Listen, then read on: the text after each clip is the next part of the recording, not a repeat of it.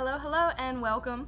It is the first day back after grades have been submitted, so essentially we are in the midst of a waiting game and we're all waiting for summer. Students who require seat time or summer school will be issued their letters so that they can make plans in the coming days before the official end of the school year, which is June 4th. And as we all direct our focus to summer and summer responsibilities, I think that it's only appropriate that I also think about the direction that I want to go in with this channel. And I think one really logical first project would be to engage in the summer reading that my students at my current district will be responsible for going into next year. So the way the district does summer reading, for honors programs, there is the Office of Advanced Placement, and they issue forth a summer reading requirement for the entire district to try to help with the amount of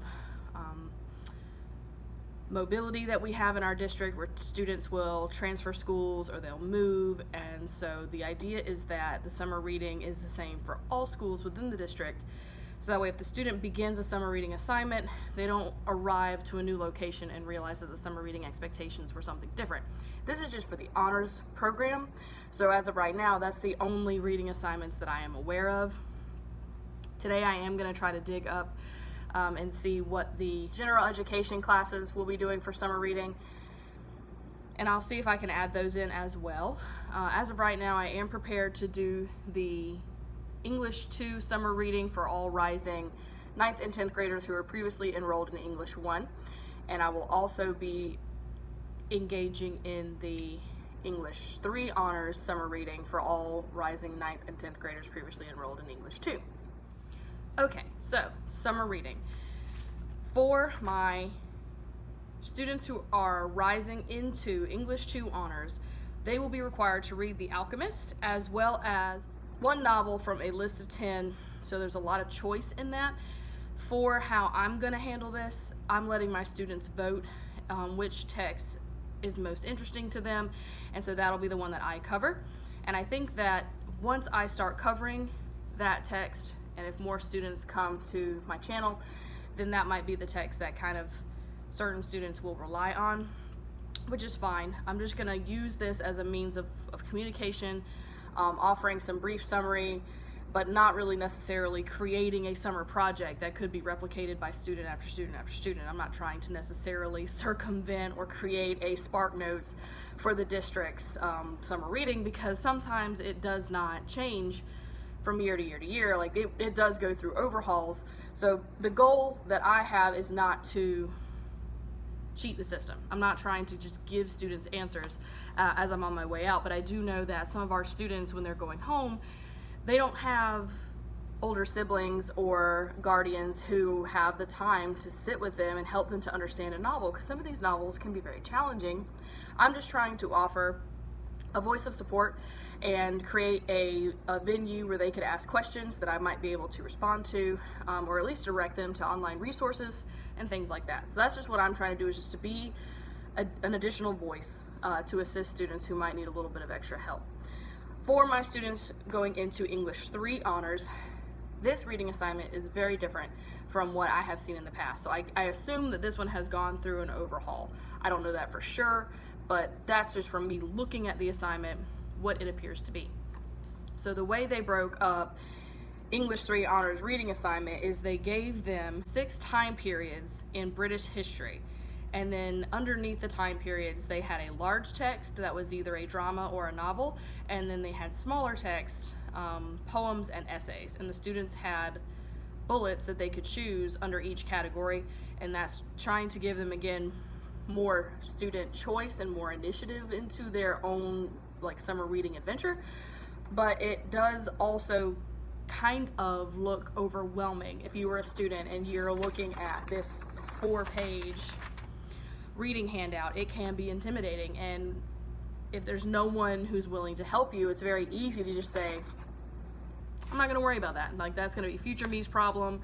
I'll just deal with that next year, or if I get a 0 on my first assignment for the year, that's only 1 0. So some students have already calculated and told me that they're not going to even attempt the assignment because the idea of trying to do work over the summer is just so intimidating and so overwhelming that it's just easier to reject it outright. So my goal is to try to make it a little easier. It'll also give me something to do as I'm getting used to vlogging and recording and editing videos. This can kind of be my practice run, and we'll see how my channel evolves from there, but this just seemed like a really logical first step. So like I said, I'll show you my setup, but I'm letting my classes vote, and the way my students rising into English 3 honors are voting is they're voting for their top 2 time periods, and then from there I'm just going to choose the text that I am most interested in of those subcategories, and if I have time I might do extras in terms of the poems and the essays, but I can only commit to reading so many assigned novels because as I'm transitioning I don't yet know if there's any summer responsibilities or expectations that I'm going to need to take on as well.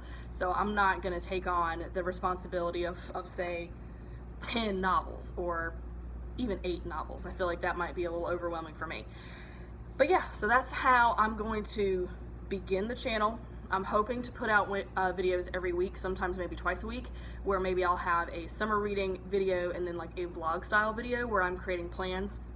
And I'm going to work on putting my videos into playlists, so things that are intended for students in my previous district, general videos for any student, videos maybe more generated for other teachers. So things like just topics for teachers, how to prepare over the summer, idea sharing, how to start the first day of school. And so these are just some ideas that I've been brainstorming and thinking like, what would make a good video? What would I want to see? And I'm also doing some research into other teacher tubers, which is a cute moniker, because I would like to be a teacher tuber. I would like to make this something that works out for me. As schools, I have noticed, schools are kind of pulling away from yearbooks because social media is kind of killing the need. If you have a Facebook or a Twitter or an Instagram and everyone posts on that social media every day from the time they got one, which might be from the time they got a smartphone, which for some of my kids is like 5th and 6th grade, you have a living record of that person's entire life. Why would you need to buy a yearbook for $40+? Sometimes they can be like up to $80 or $100 depending on how thick it is, depending on how many like ads are in it or what have you. So anyway, as people are moving away from yearbooks, there aren't as many opportunities to save memories when you're kind of older school like me, where I like having photos, I like having albums, I have yearbooks, I have all of my previous yearbooks, I have yearbooks from other schools that I've taught in, and it's something that I like because I'm nostalgic. You could also maybe say I'm a hoarder, but I like to say nostalgic. It sounds a lot nicer, has a more positive connotation. But yeah, so that is my first project that I'm going to get into, and as I finalize the text that the students have kind of all agreed on, I'll be going to my local bookstore and trying to get access to those texts so that I can do different things with it, show how I annotate, show how to break down maybe a complicated passage, just whatever comes to me as I'm reading it, like, oh, how would I want to handle this novel if I were teaching it in a class? That's kind of what I'm hoping to do. So just trying to let you know what my first project is, and I'll get started as soon as I know what the texts are. Okay, so this is my setup, and over the next 2 days I'm going to let my A and B students vote on the text that they're most interested in, and then those will be the ones that I'll be covering over the summer. So every group will have a chance to vote. So we'll see what we do. Okay, quick check-in. I'm online looking to acquire the essays and poems for the summer reading, and I am finding that with the district device and the district internet, a lot of the sources for these texts are blocked. And it's like archive kind of websites. It's not any kind of SparkNotes or Summary or Schmoop or whatever. So just illustrating how sometimes a list of texts that's really easy to compile when you are like an educator or an expert is not super easy for the students to acquire. Alright guys, thanks for showing up. I'll see you next time.